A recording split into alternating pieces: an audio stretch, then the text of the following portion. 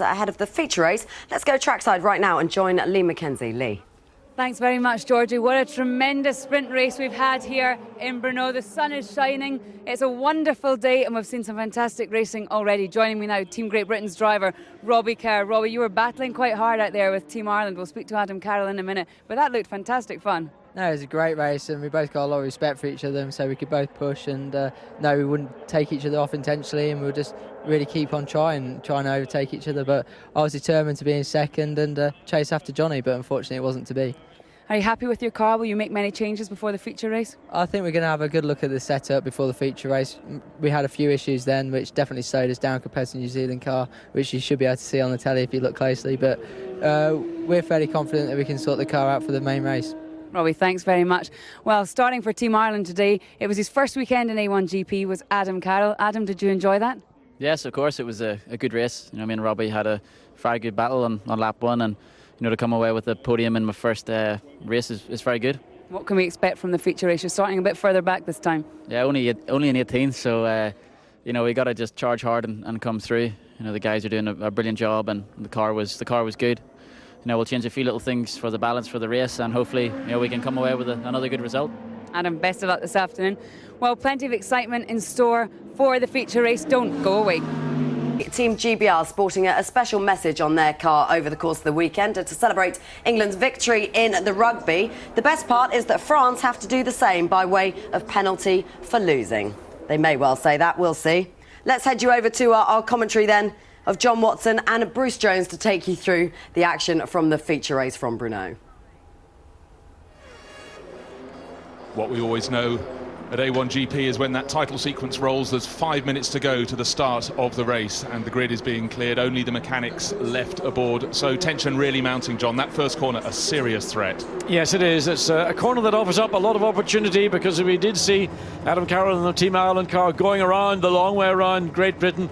And in fact, at one point we had 4 cars abreast as they filtered into turn one, but they had to sort of more or less try to get into single line. The Brave that went round the outside, they did get away with it this time, maybe more difficult from the standing start. Well, looking down onto the grid, let's run through the grid order.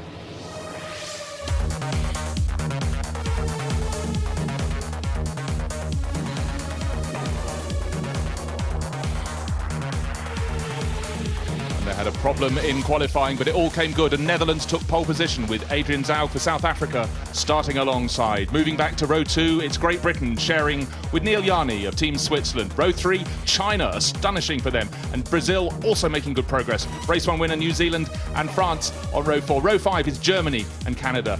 Fast behind them, India and Italy on row 6, then Mexico, Australia, row 7, Indonesia and Portugal, row 8, Czech Republic and Ireland on row 9, Pakistan and USA on row 10, and the final row, Lebanon and last year's winner, Malaysia.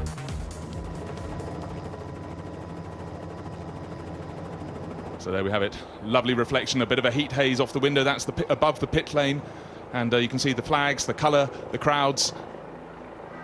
And the race is getting very, very close indeed. A few little ceremonies to be conducted before we go to the race. But race starts in 3 minutes. And the national anthem of the Czech Republic will be sung by the Children's Chapel Choir of Motylek. Ladies and gentlemen, please be upstanding for the Czech national anthem, sung by the Children's Chapel Motylek Choir.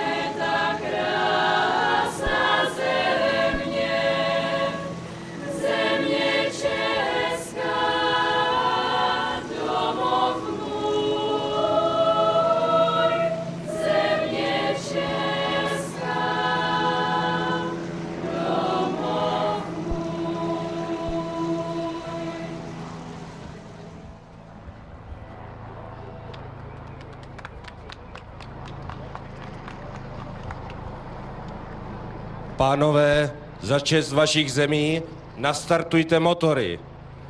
Gentlemen, for the pride of your nation, start your engines.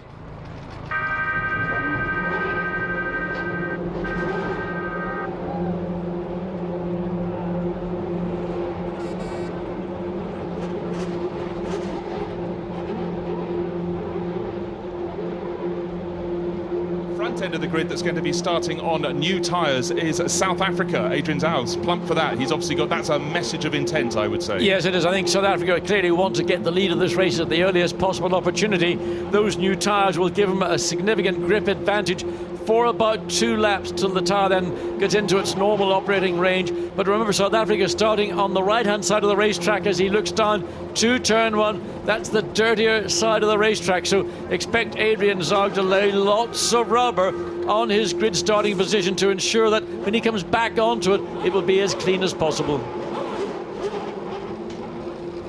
Just about to go on the formation lap, just waiting to be waved away. One formation lap, then of course a standing start for the feature race, and a nice clean standing start to practice, that is, for Netherlands, moving away from the front, just looking to see if everybody is getting away from the grid cleanly.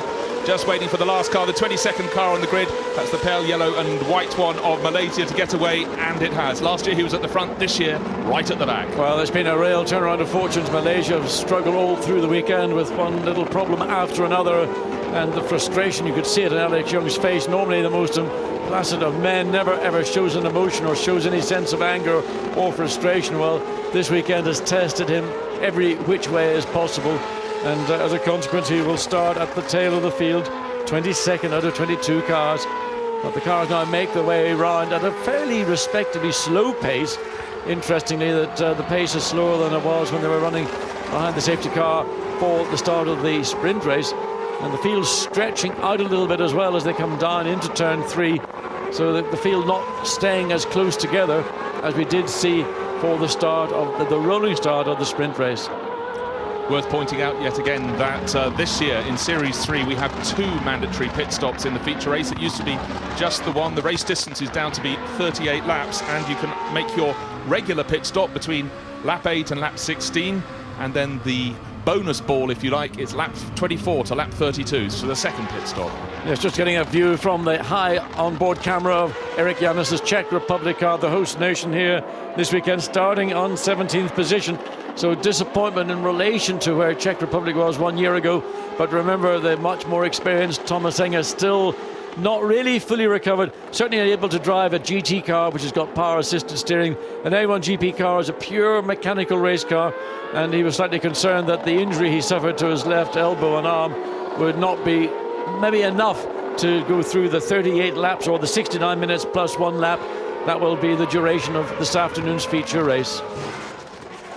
Team Netherlands desperate for a win. Now, in the middle of the garage there, you might have spotted, if you were very quick indeed, Arie Luijendijk Jr. He is the spit of his father, and he is the rookie for Team Netherlands. But there, Mike Carroll looking impassive. You can't see his eyes behind those glasses, but it's serious business for him.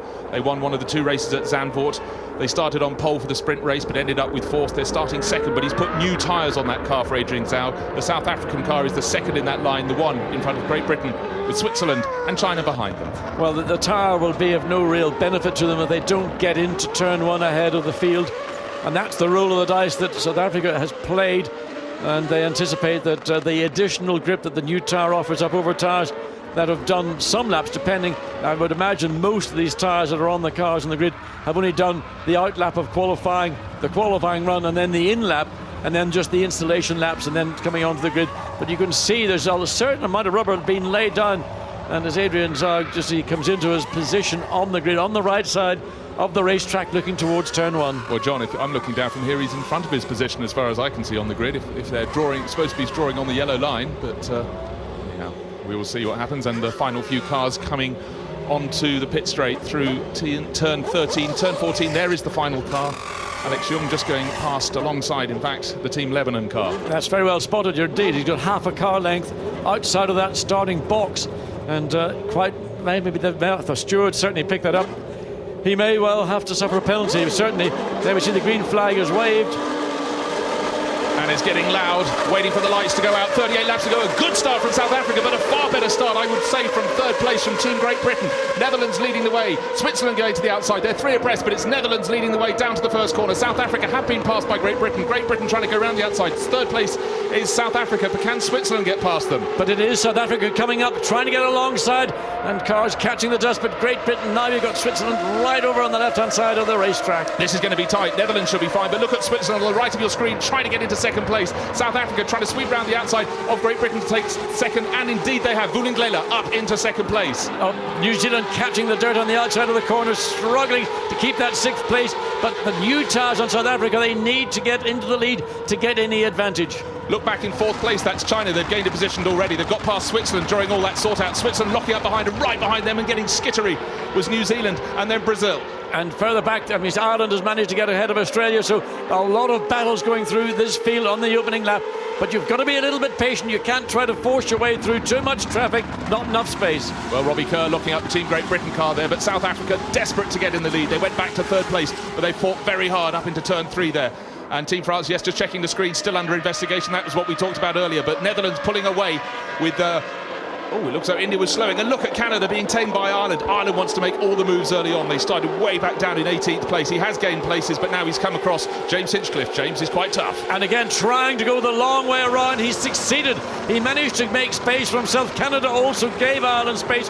And a great drive by 2 drivers with little between the 2 cars in a quick corner. But Ireland again going the long way around the corner, getting that position from Canada. And we also just saw India fighting very hard with Germany, and young Christian Vietoris were looking back from his car to Narain Karthikeyan. That means that Germany pulled ahead there, so they've gained a bit of ground that India had made up early in the lap. Another great high shot. We're waiting as we come to the very end of the lap, and it's Netherlands from South Africa, Great Britain, China 4th, Switzerland 5th, New Zealand 6th, Brazil 7th, France 8th, Italy 9th, and Germany completing the top 10. So China going in with Switzerland right under the rear wing, and we watch France go side by side with Brazil. Again, France being forced wide, not able to get alongside early enough in the corner to take that position away from Brazil. That's the battle for 7th place. Well, France have been fighting very, very hard. They're right under the tail, as you say. Locking up phenomenally. Very tricky corner turn 3, because if you get it wrong, that compromises turn 4 as well. And off the track, Indonesia, they were lying down at the tail of the field in 20th place out of 22 off the circuit. Yeah, it looks like there may have been some contact. The car certainly off track as we now come out of turn 4, drop down the hill into turn 5.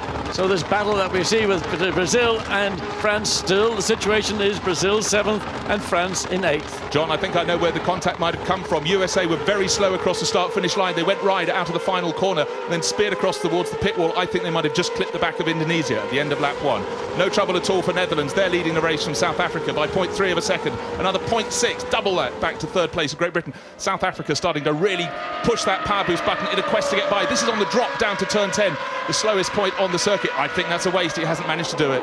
No, but he has to find a way to get ahead as soon as possible. The Netherlands, if they can consolidate that lead for the next couple or so laps, then it will mean the advantage that South Africa chose to go with that fresh set of tyres. The new tyres will have gone, and therefore it'll go to the advantage of the other teams that will have that one new set of tyres available to them for either at the point where they come in for their first mandatory stop or for their second mandatory stop, depending which way the team choose to play. The man currently who's setting fast segment times is actually Jonny Reid for New Zealand. He's got the fastest segment in segment 1, but it is South Africa who are currently quickest in segment 2. A lot of dust on the racetrack where cars have been kicking up when they drop a wheel off the side of the curb coming onto the main start-finish straight. Well, you're quite right there, John. The fastest lap of the race for New Zealand. They're in 6th. They started 7th. All they've done is get past Team Brazil. Just looking to see where Ireland are. They gained no places that lap, but they gained 6 on the opening lap. So that was an astonishing run from Adam Carroll. And there is Alex Yoong down towards the back. He's gained a few places. Here's the start, John. Take us through it. Yes, it was a strange start because the front row of the grid didn't move in unison.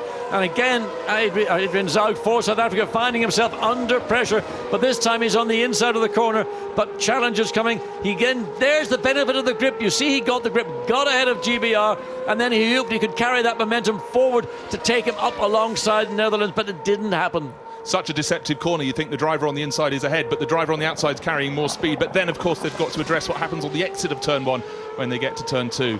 And South Africa, beg your pardon, New Zealand, a great move round the outside and gaining a place straight away past Brazil. Brazil, you can just see their shadow trying to push him wide, but the deal was done. And right behind the tail of China, up to 6th place for New Zealand. Looking further back. Oh dear me, and that was big shunt. And look, well, I say big shunt. I'm sure Buddy Rice thought he was going to eat concrete. He comes from a background of racing in the ovals in the state, and he was looking at that concrete almost head on. Got the car back, but that's the danger. If you drop a wheel off the curb, it'll take a bite. And well done, Buddy. You kept the car on the racetrack. Well, so it goes to prove, sadly, that I was wrong. I thought Indonesia had the damage by being hit by Team USA, but in fact USA were trying to avoid Lebanon, who got it all wrong over the curbs at the end of lap 1. And now look, a move trying to go up to 5th place. Switzerland hold 5th, and you're not going to get round the outside there. No, Black Beauty. Into turn 13. Reid had the momentum up the hill. Watch what happens when they come on to start-finish straight. Can he get back into the right position? New Zealand running behind, now on power boost with New Zealand. Switzerland, the car that's being run down, still not using power boost. Johnny Reid's got 30 horsepower more, but he can't get far enough up. He's going to look at going around the outside, but he wasn't sufficiently close. Now he just lets the car move forward, slightly gets himself repositioned. Next chance will come coming up into turn 3, but he is not close enough to Switzerland. He had a small opportunity of putting pressure on Switzerland, but he didn't get the job done this time. Well, talk about role reversal in the sprint race. It was Switzerland trying to do the same to Germany as New Zealand is trying to do to them. Hit it down at the back of... Well, that's very strange, John. Looking at the screen, the fastest sector time to a car that's at the very back of the field. Clear air, nobody around, and just getting the chance on fresh tyres. Now dive down the inside. No, not quite. So again, Brazil and France battling hard in the stadium section for that 7th place. But look at this battle for 2nd place. It's almost nose to tail. South Africa, Great Britain, and Frankie Cheng doing great job for China. But out front, not troubled by anyone else. Netherlands escaping the gap, 1.2 seconds. But look, how can Adrian Zaugg hang on there, because he's had those new laps, as you say, new tyres, as you say, John, they're going away. He's just opened out a bit of a gap, but Robbie Kerr and Frankie Cheng able to close right back in again. I think the benefit of running at the front, we saw this with New Zealand in the sprint race, we're now seeing it with the Netherlands in the feature race. When you're able to run at your own pace, you haven't got any interference from a car around you or a number of cars around you, you can just get your head down. Current fastest lap is to the Netherlands one, 49.759. Remember, there's still a point for the fastest lap in the feature race, as there is for one in the sprint race. But the fastest lap ever in a race here was set by Malaysia last year, 1 minute 47.696, so still almost 2 seconds to find to do that. But there is China running in a position to which it's safe to say they're not accustomed. They did pick up a 3rd place at Eastern Creek in Australia under 12 months ago, but this looks a really strong run by Frankie Cheng in 3rd place, trying to catch up with Great Britain in 4th, and they in turn are trying to catch South Africa in 2nd, but long gone in the front. An advantage now of 2.5 seconds after another lap under 1 minute 50. Netherlands. Yeah, well, I think all I can think is that South Africa, who had those new tyres, have suddenly realised that the new tyre has fallen away, the grip has fallen away. But what is interesting is the speed the Netherlands are able to produce. They're running in the high 49s, low 150s, running approximately a second a lap faster than the rest of the field. The only driver that's doing a 1 minute 50 is a high 1 minute 50 for Switzerland, who are trying to catch up to the back of China, half a second behind, and China likewise only half a second behind Team GBR. And in fact, on the previous lap, Indonesia, we spotted that really fast sector. They did a 1 minute 50 followed by a 1 minute 51, so they're 22nd, but they were lapping 2nd fastest, believe it or not. So things beginning to settle down, 34 laps to go, and Johnny Reid just gradually, slowly getting himself onto the tail of this 5-car chain of cars. And it's a question of just waiting and seeing the opportunity. He's had a look at Switzerland coming up Horsepower Hill, but he couldn't get quite alongside. And when he did get into position, it was on the wrong side of the racetrack. He went up the right-hand side of the Swiss car, where he needed to be up the left-hand side of the Swiss car. But Neel Jani for Switzerland, too wise, too experienced to allow Johnny Reid something as straightforward as that. And behind them in 7th place is Brazil, being chased down by France. Italy have gained 3 places to go up to 9th, and Germany holding on to 10th place. This had looked as though it would be the meeting for them. It's not working out their way, but look, China really pushing Great Britain very hard indeed as they make the ascent back up towards us here on the start-finish straight. And there goes Netherlands to start another lap. South Africa with Great Britain right behind them, and even closer to them is China. Switzerland right behind in 5th place, then New Zealand, then the gap. There are the power boost situations. Nobody in those group of cars really using it. Nobody behind Switzerland, New Zealand, Brazil, France choosing not to use it. There we see the battle that's going on. Ireland now gaining a still in 12th place, but running behind the much more experienced Narain Karthikeyan.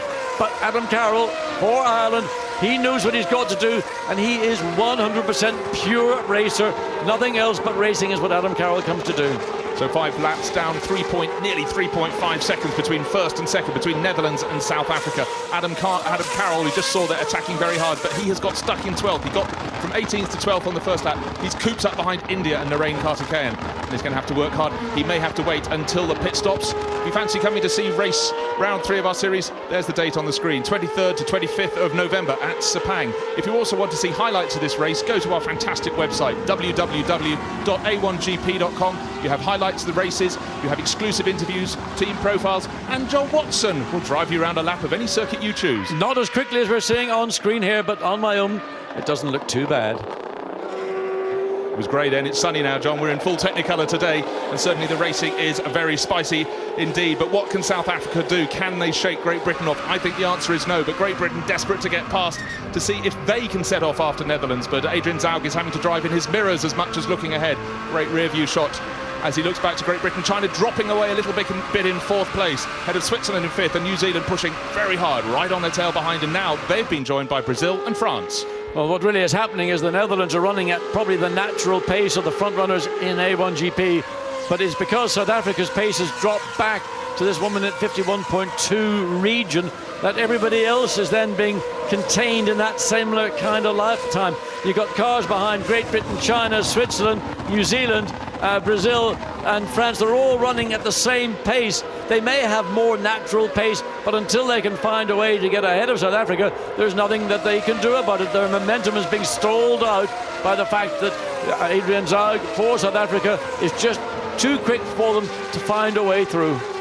Well, indeed, just looking at the timing screens, Netherlands doing a 1 minute 50.1 on the last lap, and then everybody else from South Africa in 2nd place down to Portugal in 15th. They're in the 1 minute 51s. Oh, so close, but Netherlands is saying thank you very much and escaping. And what everybody will be waiting for is for the pit lane window to open up. That will come initially at the end of lap 8, and it will be interesting to see how many of the teams take the opportunity to dive in and do it early, or are they going to stay out a little bit longer and watch what Adrian Zaugg in South Africa does? He's got the freshest tyres, but he doesn't seem to have the benefit of those tyres on his car right now. The cars behind Great Britain, China, Switzerland, New Zealand, and even Brazil and France are all potentially capable of lapping quicker. It's just a question of can they find the bit of racetrack at the right time to put a move on South Africa. No pressure at all on the pit crews then as the pit stop window approaches with 2 laps to go to it, because with these cars running nose to tail, when they come into the pits, should they come in on the same lap, a little set of 5 thumbs on each hand and it could lead to disaster. Well, it's traditional that people come in pretty early once the pit lane window is open. The reason that they do that is, of course, they are concerned that should there be an incident on track and the safety car comes out, that they might lose out on that. But you can tell us exactly the change of rules here, Bruce. But indeed, having analysed the shape of the track, the pit lane entry, the pit lane exit, here, if the safety car comes out, unlike Zandvoort, you can make a pit stop. So yet another roll of the dice just to keep the team chiefs on their little tootsies. So the field comes down. Germany way back down in 10th place.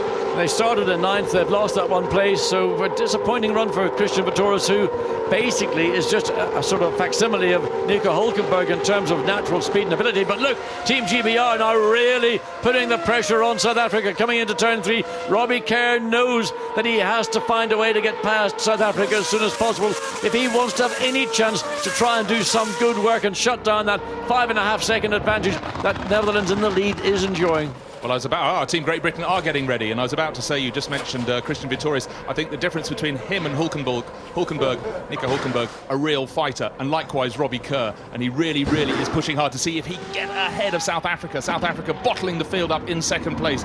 There's Great Britain in 3rd as they go through turn 8.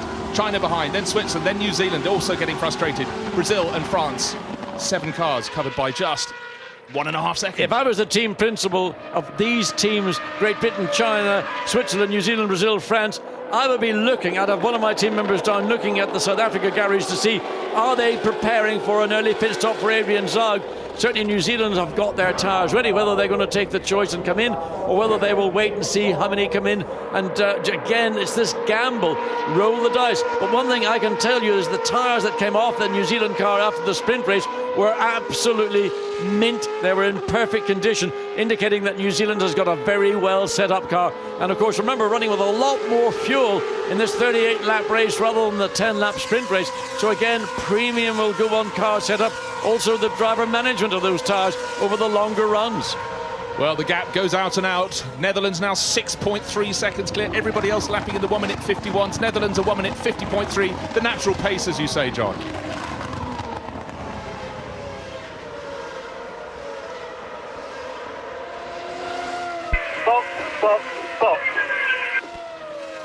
Okay, box, box, box. That means come to the pits. Come to the pits. Team Great Britain. Robbie Kerr, your time is up. Come in.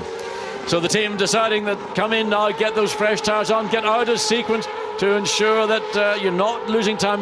We know that we can see that South Africa, they're just driving the race. They haven't got the pace of the race leader, but clearly his pace, that is Adrian Zaugg, is not as strong as the cars, those 5 cars that are running directly behind him.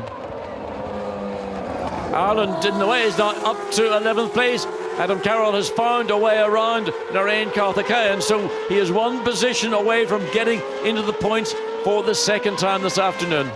8 laps gone. The pit window is open, pit stop window, and there is the queue. That second place so far ahead already is Netherlands, not in the shot. They're going down from turn 9, down the drop to turn 10. Can we see Netherlands? No, already round that right-hander. And up the pit, South Africa are coming in though. So the team has decided that we're going to bring in our driver at the earliest opportunity as well. It'll be a battle of the teams in the pit lane.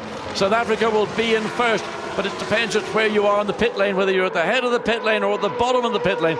The fact is, it shouldn't make a lot of difference, but what could make a difference is simply, as you suggested, Bruce, finger problem. Hopefully neither team will have that, and it will be a battle not just in the pit lane, but it will resume immediately they get back onto track. Just looking to see who is going to be coming. Netherlands have already made the pit stop. They are in from the lead. They had a lead of 6.3 seconds last time around, followed by South Africa. Great Britain nearly hitting the back of South Africa on the run into the pits, and behind them New Zealand and then France. Well, the bulk of the field have chosen to come in and make those pit stops. We can see that Ireland has stayed out, Italy has come in, so it's going to be about 1/3 or more of the field has chosen to come in there. We watch South Africa off for the right front. Now the Jacks go under Team G, as is France, I beg your pardon, but they are gone back on for South Africa. Our car off the Jacks, and the Netherlands are away first. They are indeed, but they had a 6.3 second. Now look, South Africa underway, Great Britain not. So no places gained. France and New Zealand. New Zealand would gain 2 places. Well, more than that, because they were running 5th, but then more importantly, they've got ahead of South Africa and Great Britain in the pit stop. Well, that is absolutely key for New Zealand. Superb work by John Sears and the team for Team New Zealand to get that car out ahead of Great Britain, but particularly ahead of South Africa as well. Well, there we were, focusing on South Africa and Great Britain, and all along the men in black were working furiously, and they pulled off a masterstroke. There's China out on the track, leading the race, so Mr. Liu will be absolutely delighted, and leading on merit, it must be said, because they were right up, bottled in 4th place behind Great Britain, who were bottled behind South Africa. Well, we'll see just the pace that China have got with Frankie Cheng. He was, remember, backed up behind South Africa, that group of cars. Now he's been released from that. There's an opportunity for Frankie Cheng to get a couple of 3 or 4 laps, maybe into the 1 minute 50 point range, a second or so quicker than he was running when he was running in that traffic. If he can do that and get a good, clean pit stop, we could see China filter back into the field in a very strong position, clearly possible top 3 position after the first round of pit stops. But it's a lot to ask. You need to get the lap times down. Watch Great Britain putting a challenge on South Africa. South Africa defends to the right. Robbie Kerr comes up, tries to get alongside, down the bottom of the hill, gets side by side, contact bodywork with wheel right rear to the bodywork of South Africa, and Robbie Kerr comes out of that one the loser. He's lost a position on race the track. Well, that was incredibly close. We haven't seen any overtaking manoeuvres around the outside down at turn 10, and that is why. Let's see what damage there is. It was France who made that pass. France has got the momentum as they come up the hill, up Horsepower Hill. Again, defence. France goes to the left, gets up, gets alongside. Can Zaugg contain France? He's going to go along with them, and if he can stay with them, he'll have the advantage going through turn 14. But Robbie Kerr now comes back. He's going to try and get Pat into this piece of the action as Brazil and France battle. Again, defence from South Africa going to the right of the track. Now France cuts back to the left. Robbie Kerr's looking, make room for me, I want to be a part of this battle. This is A1GP at its absolute best, nation versus nation, and everyone wants a piece of an action. And don't forget, onto the grass and really getting almost airborne there, doing a wheelie, but France carry on. Now Robbie Kerr, he could even make a move on South Africa into turn 3, and guess what? He's a fighter, he's trying, he's up the inside, he's done it. Can he get it round the corner? Will South Africa get back before turn 4? Whew, let's take a breather, John. Well, that was good motor racing. It was really, I think, too ambitious for Nicolas Lapierre to try and get around the outside. The cars were pretty equal performance, and the gap was going to close when they came to the kink that was turn 2. And Robbie Kerr sat and watched that. Now Ireland battling as well. Ireland in the throngs of a battle, and they're trying to find a way past Enrico Toccacelo. Now Enrico Toccacelo, he knows how to make it difficult for a quicker car coming up behind him.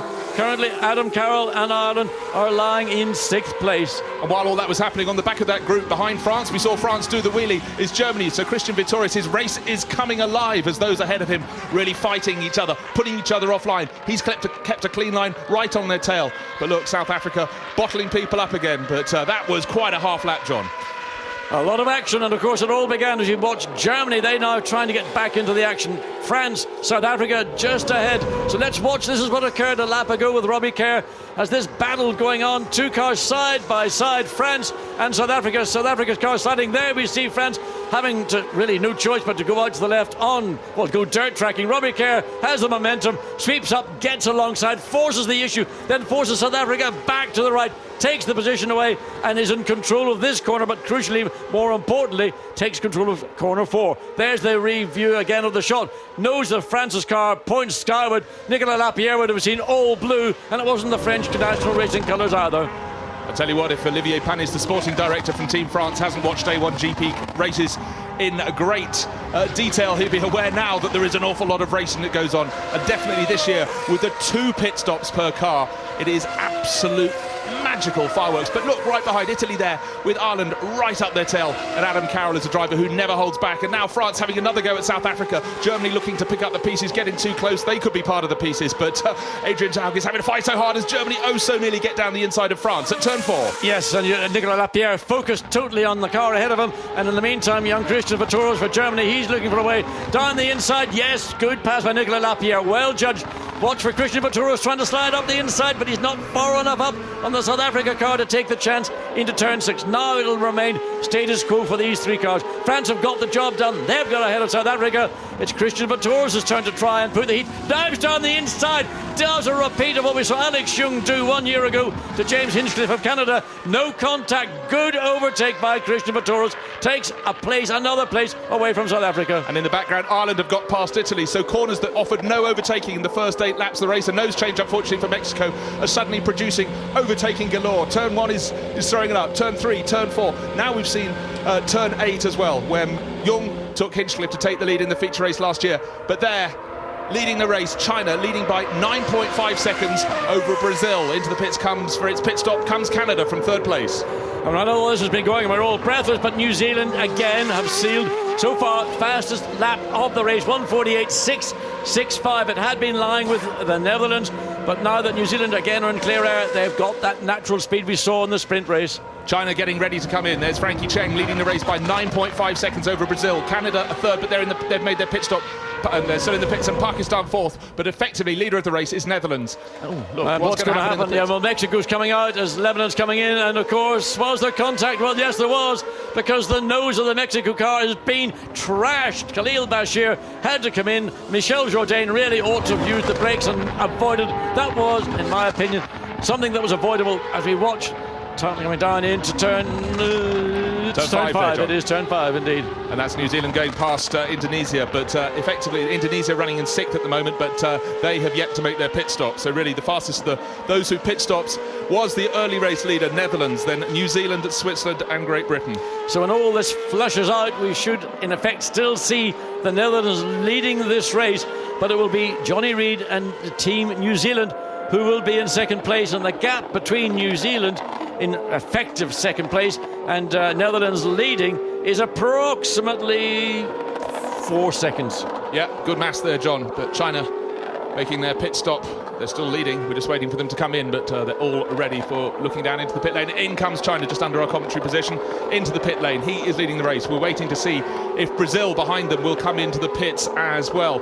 Likewise, Pakistan from third place, and that should put Netherlands back into the lead, but the gap is actually huge. So let's see what China can do. They've run all those laps at their own pace. They were quick early on, bottled behind South Africa and Great Britain. 4 wheels on, 4 wheels off. There goes Pakistan. Actually, Pakistan are now leading the race. Good stop for China. Frankie Cheng comes down the pit lane. So where will the other cars, where will Dutch cars gone through? There's second car, that's Team New Zealand. So in effect, until all this, as I say, flushes itself out, it will be Switzerland goes through in third. There we are. Great Britain and China. So Great Britain flashed round as well. So China coming out in 5th place. They were 4th before the pit stop. They're 5th afterwards, but they gave it a very, very good shot. Yeah, the key is to stay out that extra couple of laps against your principal rivals is that you've got the opportunity in that clear air to maybe get a second a lap gain over your previous lap times. Of course, the downside is that your tyres have done that little bit of extra running, and the tyres that have been put on those that have pitted are that little bit fresher, and they offer up that immediate level of grip that, of course, for Frankie Cheng on the tyres that have run, 10 or 12 laps, would not offer him. So the last 3 or 4 laps have offered some truly magical racing. Now we'll have to see how it all hangs out at the end of this lap, but we know that Netherlands are leading from New Zealand, Switzerland third. Great Britain just managed to get round into turn 1 before China came out from the pit, so they are the top 5. So Pakistan, well, I say was leading, but it is Adam Khan yet to come in. He's one of the, I think, the last car who has yet to come into the pits to make that mandatory pit stop. And running directly behind are the Netherlands. And of course, Jeroen Bleekemolen, who led this race from the start, had all the advantages of clear air, and again chose the right time to come in, make that pit stop, and a very strong, mature drive. But there you can see, just coming out of turn 14, that's the black car of New Zealand. Up the inside, and not really waiting for Adam Khan to make his choice to go into the pits for his mandatory pit stop. Remember, the pit stop window was open between laps 8 and 16. Adam Khan decides, well, I'll make the best of this. The benefit is, of course, following the race leader, he's going to get a lot of publicity. Those folks back in Pakistan who are going to watch A1GP, well, they'll be cheering for their hero, Adam Khan. Yes, let me apologise to them, because, of course, Pakistan were leading the race just until that manoeuvre, but they still have to come in for the pits. But how's this for a masterclass tucked under the rear wing of Jeroen Bleekemolen? A couple of laps like this could really, really teach Adam something as he gets back into his racing. He's had a year away at university, and this is his chance, but he does have to come into the pit stop sometime fairly soon, in fact, in the next 2 laps. And in fact, there are his crew ready to give him some tyres. He'll slot in further down the order, and Netherlands will continue on their way in the lead. They're looking as though they're about 3 seconds clear from New Zealand, with Switzerland in 3rd place. Well, further down the field, and currently just outside the top 10, Ireland, but they will be in effect in 10th place. They will have that single point for the moment. Well, Ireland on this lap have just got past South Africa as well there, John, and now Italy shaping up in the background as they drop down out of turn 4. So let's have a look at the move down on the run to turn 1 on the start-finish straight. Adam Carroll is nothing if not brave. Not the outside for him, I'll take the inside. And at that point, Adrian Zaugg realised, game over, nothing I can do about it. Yeah, brave I mean, that was a well-executed move. Again, began coming out of turn 14. Here's the unusual camera shot, and this is on the South Africa car. Look to your right, and somewhere along the line, well, maybe it was on, there it is now. There's the Ireland car. Perfect position to take the position away, hugs the curb all the way around, going the long way around the corner. We saw Adam Carroll do that in the sprint race with Robbie Kerr. He got away with it, but this time he chose the optimum line down the inside and then immediately have control of the corner. So fighting. Let's just going down to the pit lane, because we have Oliver Jarvis down in the pit lane. Well, most teams now have made their stop, but all the teams, bar a few, went for new tyres in the first pit stop. They were trying to do this to gain the advantage of track position. So what we're actually seeing is South Africa were one of the few that started on new tyres, and now they seem to be struggling out on track as the other teams get the advantage of the newer tyres. Aside from that, the incident with Team Mexico and also Team Lebanon, aside from that, most teams got a clean pit stop. Thanks very much. It really was quite a surprising incident down in the pit lane, and we unfortunately are putting the blame on the shoulders of Michel Jourdain for Team Mexico, because Khalil Bashir for Lebanon was coming in on the correct line in the pits, and he did have to pull into his pits anyhow. Misunderstanding, and it cost Mexico dear. They are running 22nd and last, out front at the moment by 2.7 seconds. It's Netherlands ahead of New Zealand. Just notice a sneaky push of the power boost button for Johnny Reid. to just try and get that little bit closer. Yeah, I mean, the gap had been over 3 seconds. It's chipping away. Both are now running in the high 1 minute 49 points of barrier. Jonny Reid still is the fastest single lap. That was after he fitted that fresh set of Cooper tyres to his New Zealand machine. And that gap, as you can see, now you get the driver in the zone. As we look at Tony Cherus of the Czech Republic, the seat holder, there is Erik Janis for that, and Czech Republic running down in 15th place. They're running less than, well, you can see the difference between, you've got Australia, you've got India, you've got the Czech Republic, all running within a second of one another. Very close indeed, and it's worth picking up on what Ollie was saying about the new tyres. The new tyres that everybody except South Africa, they shot their bolt early in the race by putting them on before they went to the grid. Yes, I mean, you've got the choice of putting on the new tyre available to you for Sunday. You can put it on at the start, or you can put it on later. We look at India coming up on the long side and sweeping away that position from Australia. So another position for India, that brings them up to 13th. Narain Karthikeyan had been running strongly, certainly at the tail end of the sprint race, but again getting caught with some of the midfield runners. Well, another 7/10 of a second slashed off the lead. Netherlands now just 2.0 seconds ahead of New Zealand. So victory in the sprint race, not enough for Jonny Reid and the men in black. He is going for the double here, the double that was scored last year by Malaysia and Alex Yoong. Malaysia this time finished the first race in 17th. They're down in 18th place at the moment. And running on down the order, New Zealand second, as we said, Switzerland third, Great Britain, look, you can see the ticker tape at the top of the screen. China in 5th, France in 6th, Germany, Brazil, Ireland and South Africa. That's the top 10, and a move between Canada and the Czech Republic. Well, they got pretty close together in the Netherlands, but this time Canada has got the corner and are able to really force Erik Janis. And I suspect there's a little bit of, well, there you go, mate. Look, he loves that. Thomas Enger, raise to the eye. You know, Tom, you're a racer, Thomas. You know precisely what James Hinchcliffe did to the less experienced, but nonetheless very talented Erik Janis for the Czech Republic. And I have to say, Thomas Enger's look and the smile on his face, well, that's what racers do. You know, you pay things back. Let's watch again. Erik Janis on the outside on the exit of turn 1, and then James Hinchcliffe just allows himself to pinch the exit of the corner. Erik Janis actually kicked up the dirt slightly before that. But Thomas, yeah, raised the eyebrows. That is, he enjoyed it. Maybe it was a bit painful to see his team drop one position, but if you're a racer, you don't mind watching that, because you never know, Erik Janis might be able to come back and repay the penalty that was he felt he might have suffered. Well, certainly Thomas Enger knew full well that he'd have done exactly the same move that James Hinchcliffe pulled off there. Looking now at the race leader for the Netherlands, and now let's see the gap. It's coming down. It was 2.0 seconds last time around, and it's being closed. And China now having a go on Great Britain and pulling off a move. Great move coming up the hill, but has he gone too deep into the corner? Yes, he has. But he's come back. He's now side by side. He's regained the position, forcing Robbie Kerr, and free Robbie Kerr's coming in. We think he has a puncture. We've just been having a look down. Little message in my ear. So unfortunately, the run in third place for Great Britain, they're now falling down the order. The team are ready for him. That is why China got close, got past. So Great Britain, and this is a shock. We had not expected to see this. So the car comes into the pits, into the pit box, and Robbie Kerr, are they going to go to work on the car, or is he going to get out of the car? So that has moved China up to 4th place, France to 5th, Germany to 6th, and Great Britain well out of the top 10 now. So 13.5 seconds, and of course he's got to get on, but it looks like he's struggling in the cockpit. Okay, we have Oliver Jarvis in the pit lane. Absolute disaster there for Team GBR. They have to make a second stop, but unfortunately not in the pit window. Having spoken to the team, apparently a puncture is the cause of that second stop, so they will have to stop again. So absolute disaster. Well, one has to presume, Ollie, that came from the clash earlier on with South Africa down at turn 10. It could well have done. Of course, they will have to stop again because they were outside the pit window. So having put on a fresh set of tyres, they chose to change all 4 tyres. Means that Robbie Kerr and Team GBR will be again back into the pit lane for the 3rd visit this afternoon to make that mandatory second pit stop. And that really is disappointment for Team GBR, having won the feature race, with Oliver Jarvis serving out his weekend here in the pit lane, giving us all this information. But for Robbie Kerr, luck has worked against him here in Brno.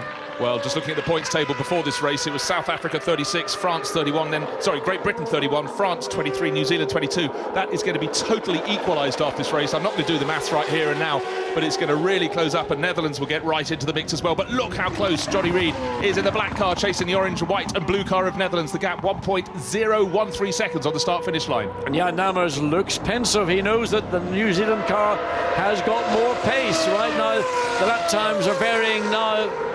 48.922, not quite as quick as the single lap that New Zealand did earlier in the race, but the tyres have done 8 so laps against a 49.6, so the best part of 0.7 of a second lost on that last lap to the Netherlands, to New Zealand.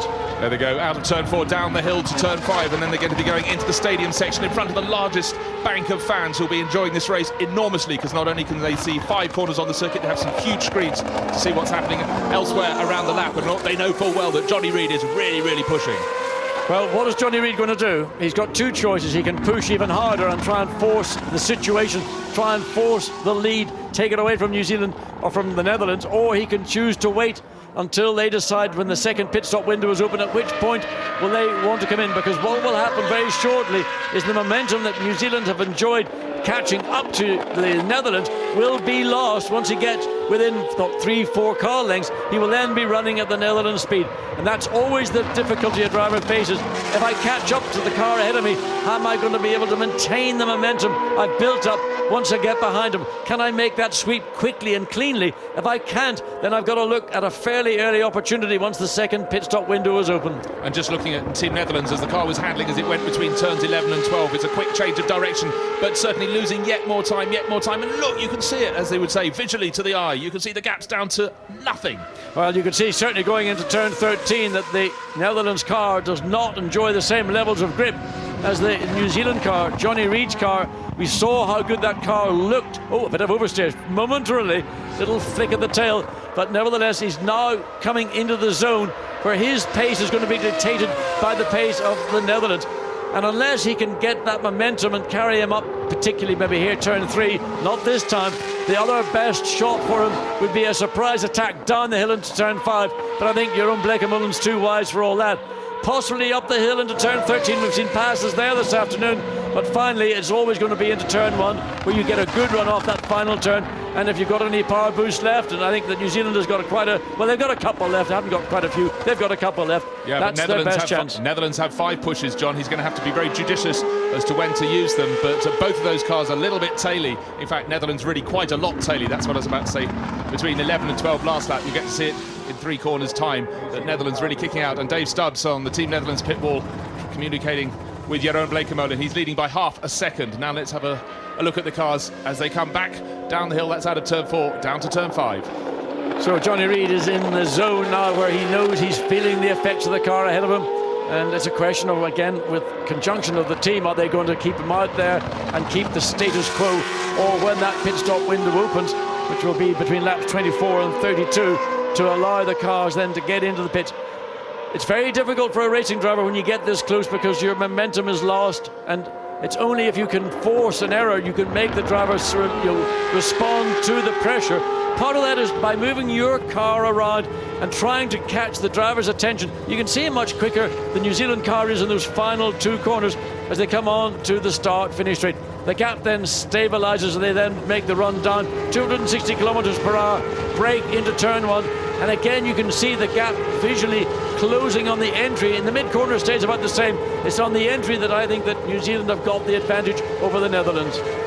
And lapping fastest of all of them, in fact, is China at the moment in 4th place, but they're 7 and a bit seconds down on Switzerland, who in turn are 7 seconds down on New Zealand in 3rd place. So it's Netherlands, New Zealand, Switzerland, China, France, Germany, Brazil in 7th, Ireland in 8th, and the final 2 point scorers for now are South Africa 9th and Italy 10th. Well, I think Jonny Reid is beginning to gain a little bit of effect on the Netherlands car. You could see, well, lock up for New Zealand, but not a big problem. You're beginning to see Netherlands starting to use a little bit more of the racetrack, not just staying on what I would call the traditional exit line out of a corner, just placing the Netherlands car in a way in the middle of the racetrack that if there is going to be an attack from New Zealand, that they're going to try and prevent. News from the pits, let's hear from Oliver Jarvis. Just confirming one of John Watson's points earlier. speaking to a couple of drivers from the sprint race, they were saying that New Zealand seemed to have a big advantage under the brakes and into the corner, whereas a lot of cars were struggling with turn-in oversteer. New Zealand seemed to be able to carry a lot more speed into the corner, and that's where their advantage lies. Thanks very much. It's good to hear that John was absolutely spot on, and the drivers confirming that John's pace laps on the Friday just sorted the car. I do my best, Bruce. I do my best. So looking at Black Beauty, Team New Zealand car up the final hill, coming up towards us. Last time around it was 0.5 of a second, and in fact they lapped within 2/1000. So as you say, John, New Zealand car is now having to lap at almost precisely the same pace. It's dictated by the pace of the Team Netherlands car in front. They're accelerating out of the final corner. As you can see, almost peak revs. You can see the G-force there. It's in the middle of the dot. That means it's level, because of course so it should be. They're not accelerating sharply. They're just at full speed as they go down to T1. And again, this is the point in this particular corner. There you see how much the gap closes down. Netherlands are having to be patient on the entry to the corner. Now dropping the wheel off the curb, just going through turn 2, and that can be just maybe the car hasn't got the ultimate grip, but I suspect there's always a bit of gamesmanship. Look how much close getting into turn 3. New Zealand can run right up under the rear wing, but he needs to be able to do so with momentum. I keep referring to momentum. It is vital in any overtaking maneuver. If you're not able to carry momentum, you will not have the benefit off a corner, and therefore the extra speed down the hill into turn 5. So it could still come down not just to these two drivers on the track, but to the mechanics. We're getting close to that pit stop window opening for the second of the 2 rounds of pit stops. 24 to lap 24 to lap 32. The pit stop window will be open. The gap between the first two cars, 0.37 of a second. Really nothing at all, but it is status quo. What can Johnny Reid do in the Black Beauty, the Team New Zealand car, do to get past the orange, white and blue car of Jeroen Bleekemolen and the Team Netherlands? Well, he's doing all he can do. He's just got to keep the pressure on the Netherlands. He's got to force Jeroen Bleekemolen. Now, the difference is that the Netherlands team can be talking to Jeroen Bleekemolen and just say, don't worry about him. He's got to a particular point that he's not going to be able to overtake you. He may well decide to wait until the pit stops, but don't let him put pressure on. We'll deal with the pit stops. We'll get you in and out cleanly. We'll make sure that you go back out, in effect, in the lead of this race. And that's what Jeroen Bleekemolen will want to hear from his pits on the pit wall.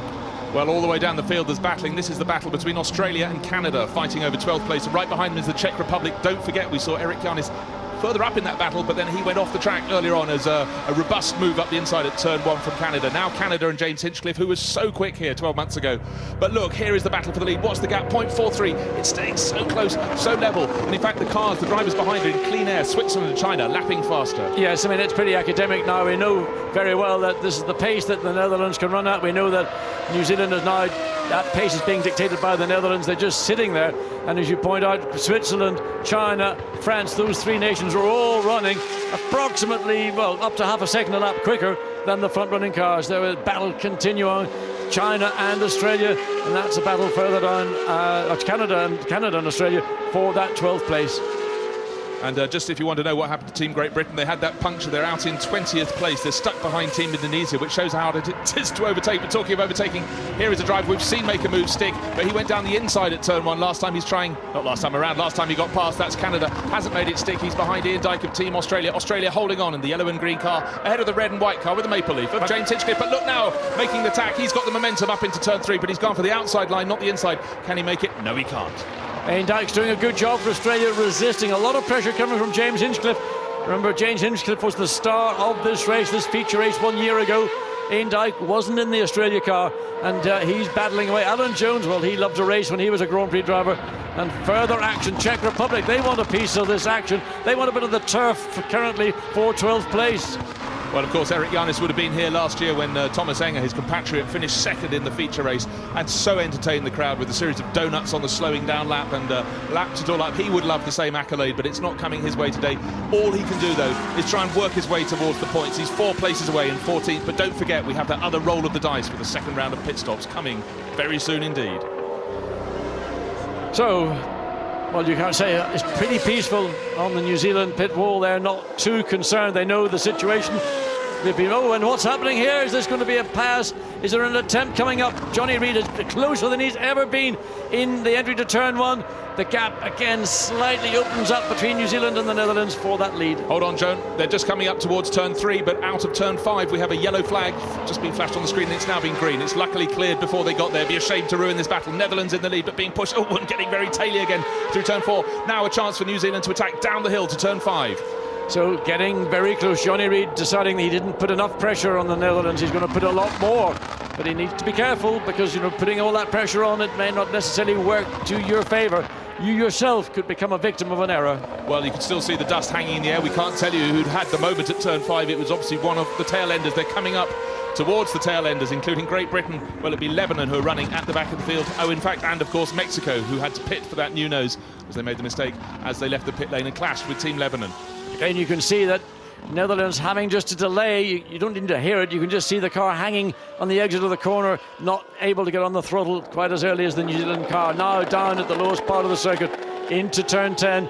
The Netherlands car slides more mid-corner on the exit. Jonny Reid drops back a little bit. He had a serious attack going into turn 1 on this lap. So whether he has got any more in reserve before the pit lane opens for the second round of pit stops, well, that was just to refresh Jeroen Bleekemolen that the Netherlands car is under pressure from New Zealand. He knows, and of course he won a race in Series 2. He won the opening race in Beijing on the street circuit we used there, and then he was heading for victory in race 2. He took his eye off the ball, didn't turn left at a corner, slammed into the barriers, out of the lead. Still, only just now is the blush dropping from his cheeks, but he is under huge pressure now from Jonny Reid. He's going to have to hope that his mechanics can produce wonders. But look, New Zealand attacking much tighter line through yes, turn and 1. This is an opportunity again as we look at the pit board for the Netherlands. Very interesting, but let's see the action, please, because there's a potential chance to take the lead of this race from New Zealand. Here they are coming up into turn 3. New Zealand couldn't get quite close enough. They come up that hill towards turn 3, looking almost like one car. It's one silhouette, and then you see New Zealand popping out from behind, keeping it much tidier through turn 4. This time around was Netherlands, and the gap, I think, will have opened out very slightly. Not Jonny Reid. We're going to have to reappraise the situation down into turn 5. Yet again, on consecutive laps, you see him just locking up briefly into that downhill right-hander that leads into turn 6. Another right-hander. They have to get a clean exit from there, John, and then into turn 7, a long sweeping left. Again, you can see the New Zealand car just has got more overall bite. And the line also through turn 7 that New Zealand take, they hold a much tighter line, hugging the curb all the way around. The Netherlands car is slightly wider, and that again is an indication as to what Oliver Jarvis was telling us, confirming that many of the cars don't have the overall balance that New Zealand have got. They're able to use the car and therefore use the circuit. They've got more variation, more options. There, we haven't seen Switzerland for a very long time, but they're running 4.7 seconds behind. They're 5 seconds down on the leader. That's Switzerland in third place. And there is their pit crew ready to be one of the first teams in to make their second pit stop. This could be their chance because China have been eking away their advantage, but they are sitting 6 seconds clear of China in third place. So the lead 2 cars again climb up to the top of the hill, up to turn 13. Jonny Reid's had his good opportunity into turn 1 a couple of laps ago. He's decided not to do it. And there we go, the Netherlands into the pits. First car at the second pit stop window opportunity. And dives in, Switzerland follow in as well. So Jonny Reid has taken the lead. Lock up from Switzerland just before that line. So Jonny Reid now has got the opportunity with a perfect balanced car to try and gain a couple of maybe 3 seconds over the next 1, 2, 3, 4 laps, how many he chooses to use. As long as he's got clear air, he can do the fast laps, and that will be key to the final outcome of this event. Well, Team Netherlands should come out ahead of Switzerland, but Switzerland a very nice tidy pit stop there, and Netherlands pull ahead. But I would say in that sequence Switzerland gained a second or 2. Yes, well, it's very close between. It just really depends when the clock stops and the clock stops, but it pretty much even Stevens between these two nations. But whether will New Zealand come in this lap or they're going to stay out, my feeling is as long as that car handles the way I believe it can, as we see South Africa with a very steamy set of front brakes in that car. So Adrian Zaugg, he stalled it. Well, down in 10th place at the moment when he came into the pits, but that is going to let those behind get into the points. So South Africa leading the points, disaster for them. Yes, indeed. And Enrico Toccacelo for Italy, he gets out, and further down the field there we see the South Africa car, and nothing is happening. Adrian Zaugg is sitting there, and I wonder, is this maybe something more? They've got the air starter into the back of the car, but it's fully extended. They can barely reach the car, and of course pushing the car. Oh, flames! Well, that's just the engine firing up. There was a bit of spent fuel in the exhaust system. You've now got Adrian Zaugg going, but what a disaster for South Africa at the second round of pit stops. Well, you can tell how bad it is because the Malays have been having a dreadful run down at the tail of the pit, more racing in the pit lane, and South Africa coming out side by side with, is that Portugal? Yes it is, but they hold off one position, but Malaysia have moved ahead of them. New Zealand still on track, still lapping, haven't come in for that second pit stop. Netherlands went into the pits, Switzerland likewise. John pointing to Ireland on the screen, up to 8th place. Yes, and they've just also made their second pit stop, so the thing will need to wait until the whole cycle of this mandatory second pit stop works its way through. But I have to say that New Zealand 149.413, and China now also in the 49s, but China of course on that fresh set of tyres. So New Zealand clearly are going to have to get into the 1 minute 48, and they can maybe run as long as they've got clear track in those low 1 minute 49s, high 1 minute 48s, to give themselves that a little bit of advantage that when the New Zealand pit stop finally comes, the team in the pit lane are not under pressure as we watch France do their second pit stop. Germany's in now, Carr up on the jacks, so 13.5 for France. Most of the times you're seeing from the top teams in that middle 1 minute, middle 13-second range. Indeed, it looks like Germany's going to be that little bit slower. Let's see. This clock has started again. They've taken sympathy. And there's a problem with that right rear, yes. And I think that probably the car was in gear, and that was why the wheels started to rotate. So Christian Vietoris is obviously very keen to get back out into the field as quickly as possible, but he's going to be, Adam Khan just swoops in front of him as we watch Indonesia running behind. Czech Republic. Great shot, down from absolutely above, looking off the top of the pits. And who's that coming in past him? I think that was Team Great Britain, actually, by the looks of things. The red, white, blue. Yes, so it is. In for the third time this afternoon. Remember, they had to make that pit stop when we think it was a puncture for Great Britain. Now the third time for this afternoon. Wheels got to be cleared out of the way. Robbie Kerr, car comes off the jack. Come on, Robbie, get it moving. Britain goes out. So his race this afternoon compromised by that unforced pit stop when he had to come in. We believe it was for a tyre that was deflating. So there we have it. New Zealand still leading the race, waiting for them to come in to make their second pit stop. But now without Netherlands ahead of them, and there is China getting ready because they are running in second place on the track. But like New Zealand in the lead, they have not pitted in the race. They will this time. New Zealand have continued on their way. They're onto their 28th lap out of this 38-lap race. And here comes China. Frankie Cheng into the pits, left it late, but got in there. Yeah, he's only one of three drivers, I should say, that are running in the 149s. And looking down, well, in fact, a few more out because Narain Karthikeyan, he only made one pit stop, but he's now also in the 149s, the low 49s. China comes in, air guns go onto the nuts, wheels up, wheels off. A lot of people using a lot of front brakes, a lot of smoke coming off. Of course, they're coming in very hot, as they say. New tyres for China. They have held back on their newest set of tyres, the brand new set of rubber for China, and that may well suit them. Well, China in, Brazil in from effectively third place. So it's New Zealand leading from India. Neither have stopped. And then we'll have the first of those who have stopped, we think, would be Netherlands ahead of Switzerland. Ireland, fastest lap of the afternoon to date. Carroll on a new set of Cooper tyres, 148.408. We need to see where that will be at the end of this run, but currently showing in 8th place. So Carroll really getting on with the programme, putting Ireland back firmly on the competitive map. As again, action between the Czech Republic and Australia up at the final two turns before start finish straight. Sewn together before the pit stops and again afterwards, and certainly Erik Janis just flashing past our window. Oh, half a car length down as they cross the start finish line. You know how much that is in time? It's 0.041, 4/100ths of a second, and he makes the move stick down into turn one. So Erik Janis should get those Czech flags waving when he gets down to the stadium section. And I tell you, they were two very brave young men because they were literally side by side and there was no clear light between those two cars. They separated, unfortunately, as they came down into turn one. And great racing from Erik Janis, and a good job by Ian Dyke also to ensure that there was no contact. So New Zealand leading by a country mile, but they have to make a pit stop. And now the fastest lap of the race to Malaysia, down in 16th place, 1 minute 48.368. But last year we had Malaysia setting the fastest lap, 1 minute 47.696. But that's when they were king of the hill. They won both of the races. Now indeed, way down. But at least Malaysia can walk away from this event saying, well, we've maybe found out the problems that we were suffering with that fastest race lap. This race isn't over, but look at the lock-up. Christian Vietoris trying to find a way around Pakistan for Germany, locks it up. And that was down into turn 10. So dives up the inside. Adam Khan is not going to give him the corner.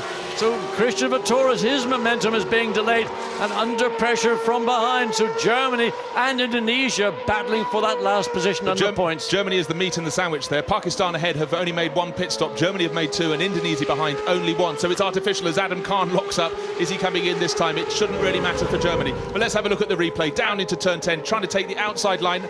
Smoky big. days. I mean, that's a guaranteed flat spot on that right front, and that'll set up a vibration which is very uncomfortable for a driver. This time Germany goes the long way around, but Adam Khan, very courageous, late in the brakes, overstays in the middle of the corner and forces Germany to back off. Now Germany is looking to come back, but the momentum again has been lost. Adam Khan's got the advantage. Watch Germany go from left to right, tries to get alongside. Has he got enough speed? He'll be late in the brakes, but so's Adam Khan.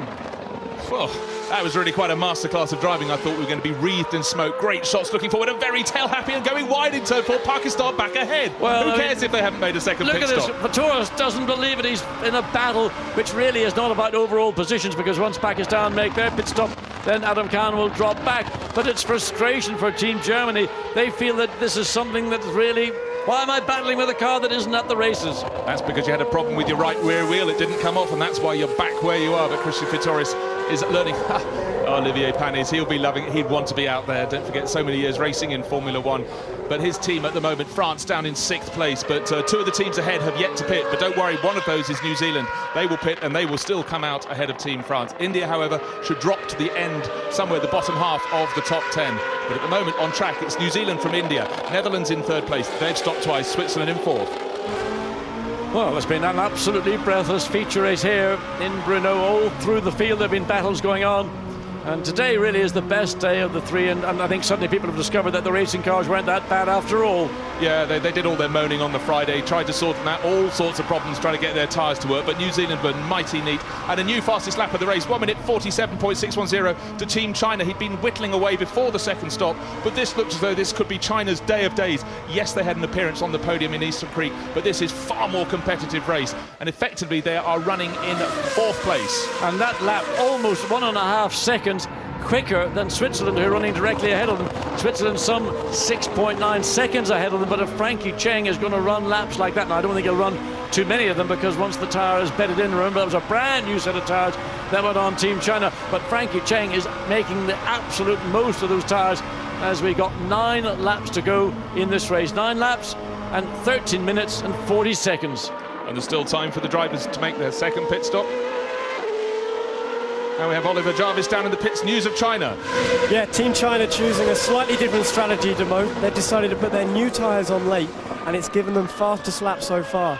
It looks like a good decision with that extra point, with the car being that little bit lighter on fuel. So expect over the next 2 or 3 laps, China to have a little bit more pace than the Team Switzerland car in front of them. Well, this battle just goes on and on. Oh, and now a mistake there from Pakistan, but Germany's so nearly caught up in it, down into turn 8 in the stadium section. And Christian Vietoris never ever thought when he came here, he dominated the first practice session, he'd ever thought that he'd be fighting with Pakistan, but fight he is at almost every corner. Pakistan, Adam Khan, sometimes locking up, sometimes Germany doing the same. Well, as long as Adam Khan and the Pakistan car can get into the corner first, they're more likely to get out of it first. They're going to be on the throttle a little bit earlier, and there you see what happens. And the momentum now, again, Germany being really... You should have learned that Adam Khan's not going to give you the racetrack. There are a few places on the racetrack where you should use your car to your advantage. But remember, Christian Vietoris, a young driver, this is what maturity's all about. Now looking to go one way, Khan blocks up on the inside of the corner. Now Germany's got the opportunity. It's never going to be easy to go the long way around turn 14, but he might get the momentum as Khan comes into the pits. Pakistan is pitting well. We have to take our hats off to Adam Khan. He's provided some of the most spectacular action this afternoon, but there has been action at every turn. And there is Germany thinking, right, I'm free to race. What about, mate? You've got Toccacelo in Italy right on your tail, diving, trying to get into the points. They're 8th and 9th at the moment, but we still have India, of course, have just dropped down below them. They have made their second pit stop, leaving only New Zealand of the front runners without a pit stop. In fact, they're the only nation to do so. So New Zealand, the advantage over the Netherlands, 32.7 seconds. The lap time is going away from New Zealand's advantage. I would get Jonny Reid and the New Zealand car in as soon as possible. And Netherlands lapping, what, half a second, 0.6 of a second faster at this point of the event. And there he goes, he's coming in. The team have read the lap times. They see that now is the last opportunity they have to come in before they start getting into a deficit in terms of overall lap speed. But there's the car that's going to possibly challenge the New Zealand car as it comes up now, up the horsepower hill. They're working on the New Zealand car in the pit lane, but will there be enough time to get New Zealand in? There's the car. They're going to get the car on the jacks. It's going to be a very close call. I don't know who's going to get into turn 1 first, whether it'll be this car, which is now coming through turn 14, and onto the start finish straight with the New Zealand car. He's going to go down, he's at the end of the pitch, he's on the limiter, now he's off the limiter. New Zealand, I think, have gone again the advantage, have taken the lead of this race away from Yoong, Bleekemolen in the Netherlands, in effect for the first time here this afternoon. Yeah, but Bleekemolen had the momentum down to turn 1, but now under acceleration out of the corner through the kink at turn 2. It's New Zealand holding it down. They were lucky, of course, they had the slow run into their pit stop because their garage right down at pit exit, and that's why we didn't see the pit stop till really quite late, literally till Jeroen Bleekemolen, the Netherlands, was coming up to T13, T14, still fighting Italy and India. You go in head, I'll get you afterwards, and that's the final corner. But the main thing is New Zealand came in, they got out just ahead of Netherlands, leading the race. Well, these battles, been focusing on battles India and a great battle with Italy. Cars one side of the track, cars the other side of the track. Enrico Toccacelo comes back, but Narain, Karthikeyan absolutely side by side, almost contact left, front, right, rear with Italy, but he gets away with it. Another brilliant overtake in turn 1 by India, and that's another place up to 9th place for India. Well, just a lap ago, Germany were being pushed very hard by Italy. India caught up with both of them, have overtaken Italy. Italy now in trouble. And Germany, a bit of clear space there. You can see him going through the flash of white, red, black and yellow. That's Germany going through turn 4, followed by India and Narain Karthikeyan looking for a really good result here. And Italy behind Enrico Toccacelo. But there is your race leader down at turn 10 by the looks of things, the bottom part of the circuit. No, it isn't. Yes, it is. Turn 10, now he's starting to come uphill. We said how the TV angle really flattens it. It's really quite a steep climb. Jeroen Bleekemolen and the Netherlands in second place. New rubber for the cars as they climb the hill, horsepower hill, using 520 brake horsepower. When they go for the power boost button, they get the extra 30. Neither of them are at the moment, but New Zealand have 2 pushes left, and Netherlands behind have 3 extra. They have 5 pushes. When will they use them? 7 laps to go. Well, you saw on the ticker going across the top of your screen the top positions. It is New Zealand, Netherlands, 1st and 2nd, Switzerland and China, 3rd and 4th, France and Ireland 5th and 6th, Brazil and Germany 7th and 8th, and 9th and 10th Italy and India. Remember, Team Ireland started all the way back in 18th place. They got caught by a careless car during the qualifying runs. Carroll in that car for the first time for Team Ireland, up to 6th place, started in 18th. Well, Ireland wanted a fighter, they've got a fighter, and clearly the car has got speed for Series 3 as well. Just looking to see who said it, he's 4 seconds down on France. Their lap times last time around 6/10 faster Ireland was than France, so Ireland could yet get up towards the tail end of the podium, maybe even on the podium. We have 6.5 laps remaining, plenty can happen, but there's a smile from a man who really enjoys his racing. Colin Giltrap, who is the seat holder of Team New Zealand. He's bagged victory in the sprint race, and victory here, if Jonny Reid should continue for the next 6 laps, will move them right towards the top end of the charts. So, good day to date, and the gap 1.5 seconds, and now that Jonny Reid has got that advantage, and of course Netherlands back on a fresh set of tyres, and maybe that's just given the car a little bit of a revitalisation, but I suspect the gap, looking there to me, that's more than 1.5 seconds. So bit by bit we're seeing Team New Zealand just eke out that advantage. Indeed, you're quite right, John, because the new Team Netherlands car was very, very tail-happy beforehand. 6 laps to go, as we mentioned. We've done 32 laps. The gap last time around was 1.4 seconds between New Zealand in the lead, looking down from the helicopter, and Netherlands in the second place. And they're going down the back part of the circuit. That's up to turn 3, and then turn 4. Great sequence, but you have to get turn 3 right if you want to have a good line out of turn 4. Many a driver's been too fast into one, wide out of the other, and lost so much momentum.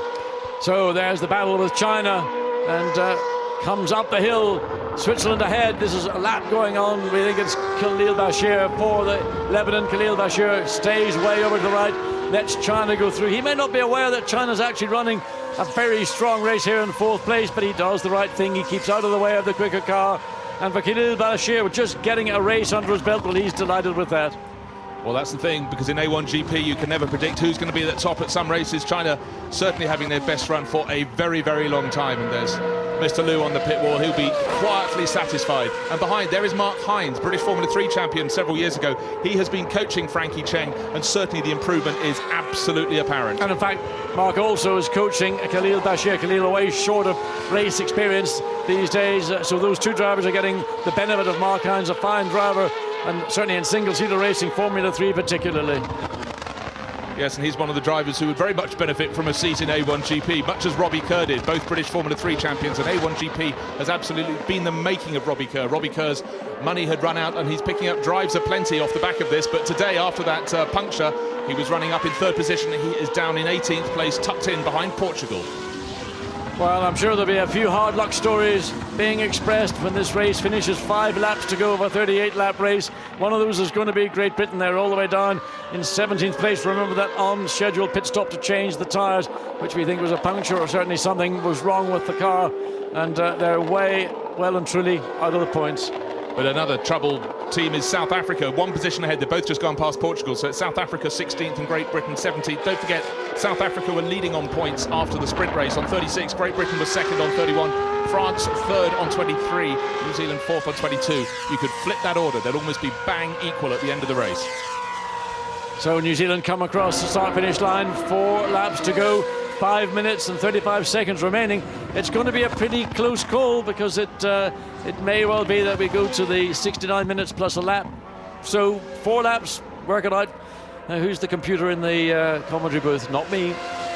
I was relying on you there, John, but I was actually getting quite excited. We have the bonus points, 15 points for win, 12, 10, 8, 6, 4, 5, 4, 3, 2, 1. Fastest lap is an extra point for China, but India getting very close. They're running in 9th, but they're lapping in the 1 minute 47. So that's half a second a lap faster than New Zealand, who are leading the race at the moment. So Narain, Karthikeyan, someone's locked up big time just off our screen into turn 3. It may have been Switzerland, or maybe, but I think it could have been Switzerland. It's a pale blue car. There we see Khalil Bashir. And France running behind. What is going to happen here? There's something obviously that we want to see, and that's what it is. Khalil goes agricultural and probably in the process drags a lot of that back onto the racetrack. Eat my dirt, Nicolas. They're actually very good pals, so it wouldn't have been intentional from Khalil. But that flash of pale blue was Switzerland. China closing right in, 3.1 seconds behind the Swiss car, who are running Switzerland third at the moment at the start of that lap. Certainly a loss of momentum for Switzerland. USA, South Africa, Great Britain running more or less nose to tail. Great Britain capable of running quicker than any of the 2 cars ahead of him. Robbie Kerr looks to find a way. Can he get down the inside of Adrian Zaugg? Well, the gap between the 2 cars was too great, but the intent was clearly there. Robbie Kerr, tenacious as ever, never prepared to give up a position, even though the battle is for way outside the points. 17th place currently for Great Britain, 16th for South Africa. Nevertheless, he will race till the checkered flag comes out. Now, earlier we saw Germany fighting so hard for about half a dozen laps with Pakistan. Germany are at 8th. After that pit stop, Pakistan are down in 20th, but they had fun. Well, certainly Adam Khan had fun. I'm not sure Christian Vietoris would say it was the best time of his life, but races are races. It was what you got to do. I mean, I think that Germany might complain about is that they're 9.5 seconds behind Brazil, and I think that Germany might say, well, look, we lost, I don't know how many seconds behind the Pakistan car. Now China took nearly a second, 0.8 of a second off Switzerland after that mistake from Switzerland, locking up into T3. We have 3 laps to go. The gap is 2.35. It looks as though Switzerland should hang on to that podium position. Good race here from Brazil this afternoon, and Sérgio Jimenez in the car. Somebody, Emerson Fittipaldi, the seat holder for Team Brazil, is very impressed with, as we see China now just having a marginal lock-up coming into turn 3. Frankie Cheng pushing hard all the way. The lap times, lap upon lap, that was a 48.2 in the last lap for China, a 49.0. So the best part of 0.8 of a second closed down with 3 laps to go. Yep, so Brazil heading for their first point of Series 3, and Sergio Jimenez certainly doing great things for the team. Looking there at Switzerland, where is China? There is China, the red and yellow car, coming down through turn 7 towards turn 8 for almost the last time. 3 laps to go, 2.5 effectively now down at this part of the circuit. The gap last time was 2.3 seconds, as I said. It looks as though it's much the same, but Frankie Cheng attacking as hard as he can, but Neel Jani, a very cool head in the Swiss car, leading down to turn 10 in 3rd place. So the gap down to 2.3 seconds, and once you get that close, then the time almost becomes irrelevant, because it's not a matter of if or when, it's a matter of can I put a challenge on a very experienced Neel Jani, much more experienced than Frankie Cheng in powerful single-seater motor racing. Remember, Neel Jani's been racing this year over in the United States with a lot of horsepower and big cars. But time is just coming down to 2 minutes with 2 laps to go. So we will tell you how many laps there will be, but it is getting very close. And out front, the gap, 4.8 seconds between New Zealand in 1st place and Netherlands in 2nd. Don't forget, they were so close when New Zealand emerged from the pit lane, but just importantly in front of Netherlands. And then a couple of very good outlaps The outlap and the one after, and the gap was made, and thereafter New Zealand with that beautifully sweet handling car pulling clear. But there's Robbie Kerr, he's fighting on the tail of South Africa, who in turn are just behind Team USA. He has the fastest car of that trio, but that extra pit stop for the punctures put him down right where he doesn't want to be, in the thick of a tail-end battle.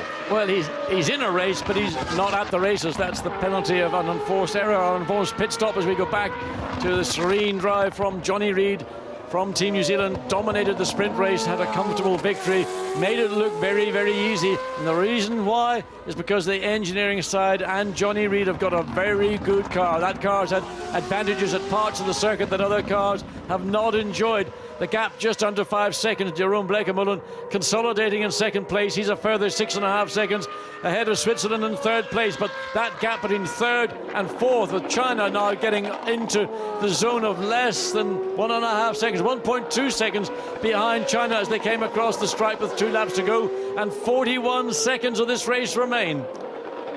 Wow, so it looks as though it's a double deal for New Zealand and Johnny Reid. They will be delighted for that. Certainly we love going down to Taupo in New Zealand in January, and that will, I'm sure, will have the crowds really thronging even more to the circuit. And there he is, John, through turn 13 and turn 14.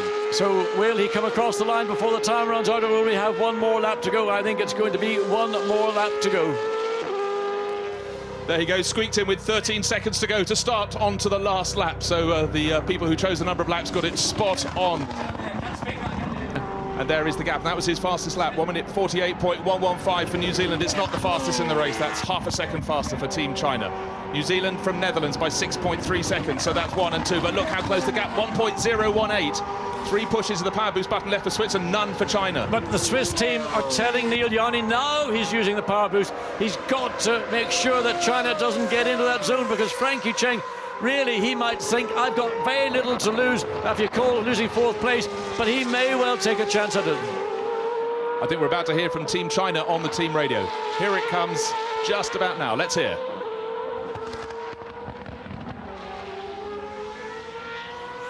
Remember, dude, power boost, power boost. Come on, 2 to go, 2 to go.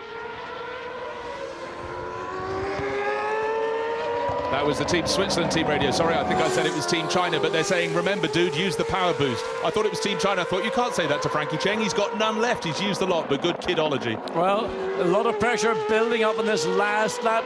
China getting closer by the corner to the tail of the Swiss car. But Neel Jani really halfway around the lap, in effect, has got sufficient, in my view, to consolidate a 3rd position finish, a podium here this afternoon in the feature race. So here we have, coming up the hill for the last time, Johnny Reid, Team New Zealand. What a weekend for them at the Masaryk circuit in Brno. The sky is blue. They've enjoyed their days racing. A win in the morning in the sprint race, and here an exemplary double, a win in the feature race. 1 hour and 9 minutes or more, 38 laps coming up. The last few metres, he was 6.3 seconds clear. He can lift off now, the fist up in the air. So a fabulous win there for Team New Zealand. Delighted in the land of the long white cloud, and in behind him, waiting to see, there is Netherlands. So they've had a good weekend too. They're so desperate for victory, but look, can Switzerland hold off China? Yes, they can, but it'll be under a second at the flag. Switzerland 3rd, China 4th, just less than half a second at the very end. 5th place will be for France. There they are for Nicolas Lapierre. Welcome back to the series. And Ireland up from the very tail end to 6th place. So points where points shouldn't have been coming from for Team Ireland, and that's for working first points of the year for Brazil in 7th place, John. Yes, it is indeed, and welcome points too. And what a great drive from New Zealand. What a great job by the New Zealand team. They had a car which was working from the minute really they got here, though they sort of indicated that they had a few problems. Well, the bluff, or the double bluff, certainly worked to their advantage, and a dominant drive in both races, 7.1 seconds ahead of the Netherlands. But really it was the battle for that 3rd place, the final podium position, that China pushed Switzerland all the way, finishing under half a second behind Switzerland. Let's hear what they say on the team radio for Team New Zealand.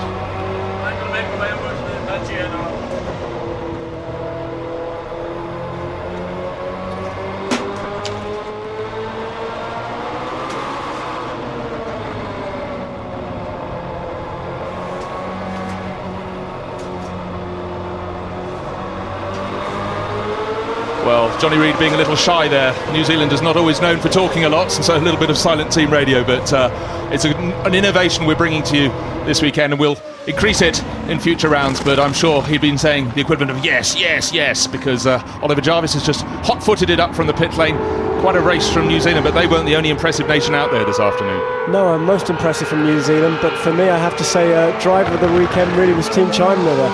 Very impressive all weekend, and to come in fourth and a possible podium would have been on the cards, I think. He did. They started fifth but drove really, really well. Certainly helped by Team Great Britain, the team for which you were a winner in the feature race 2 weeks ago at Zandvoort, having that puncture, having to come in. They were lying third at the time, fighting with South Africa, and I can only presume that's where the puncture came from. Right, let's try again and hear what New Zealand have got to say.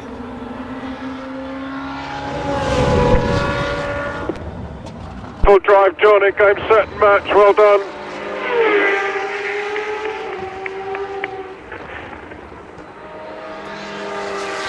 Well, I think David Sears, the team boss, that summed it up. Good job, game, set and match. You'd come here, you want 2 wins, you pick up 2 wins. The only thing they didn't get actually was the point for the fastest lap in this feature race, which went to Team China, as you said.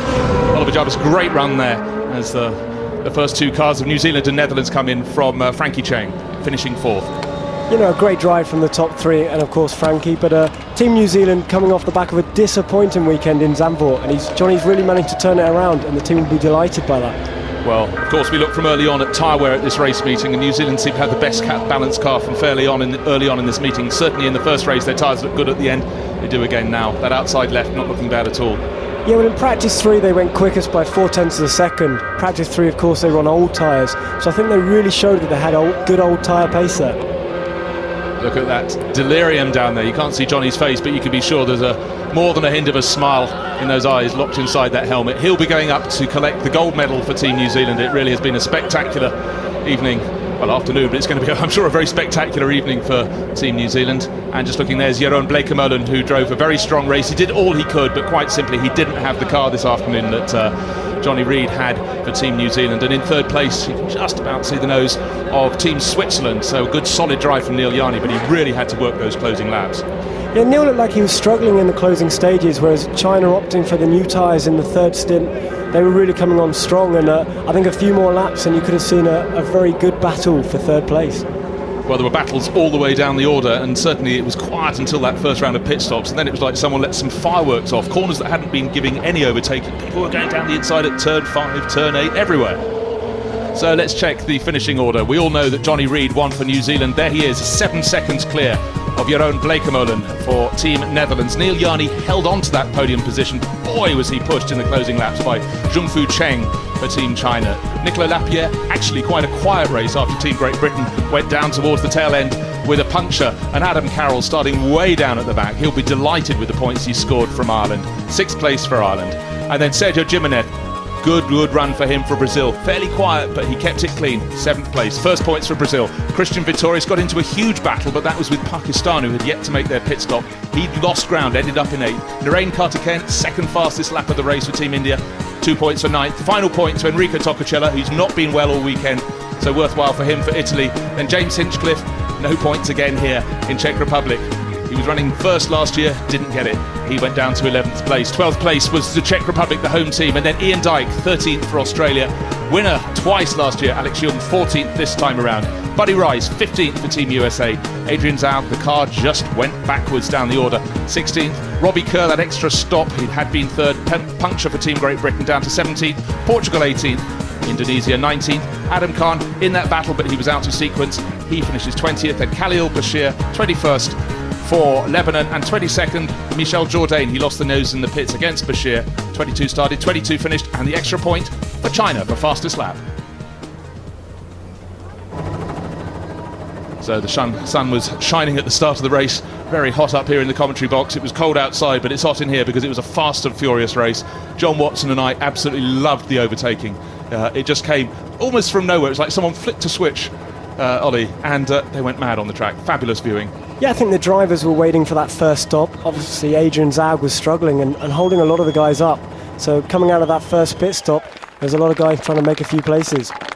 And there, the podium ceremony begins, and there is the winner, the double winner this weekend, Jonny Reid for Team New Zealand. 2nd on the podium. He wanted the win, his fans wanted the win, but 2nd place will have to do for now for Team Netherlands and Jeroen Bleekemolen. And then Neel Jani, 3rd for Team Switzerland.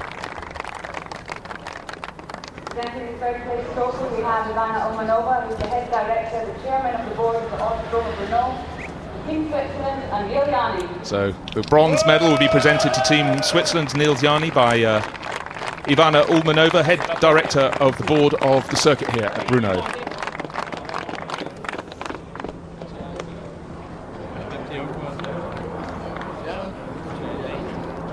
Second place trophy presented by Thomas Kresch, the general director of Scotland. And you get a medal and a trophy. Ooh, looks very fine.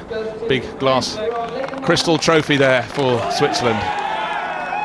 And in Olympic order, second place is worthy of a silver medal, and all things being equal, a larger trophy, and those being presented by Thomas Kresch, the General Director of Skoda Transportation.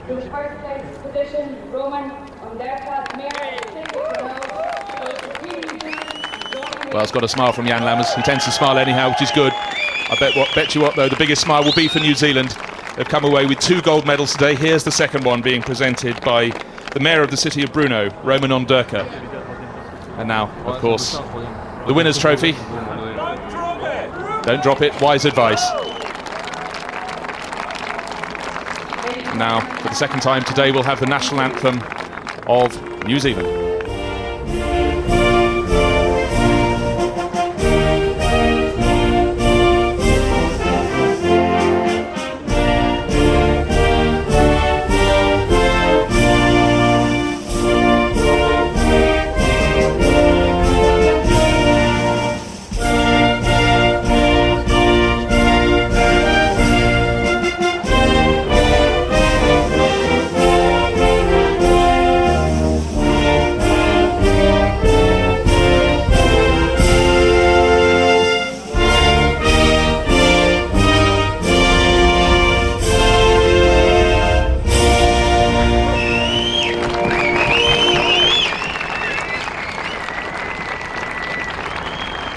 So the loudest round of applause as the champagne is about to be uncorked goes to New Zealand, and Jonny first with the fizz as well. The great after. It's easy if you get the cork off late, you get sprayed, and so.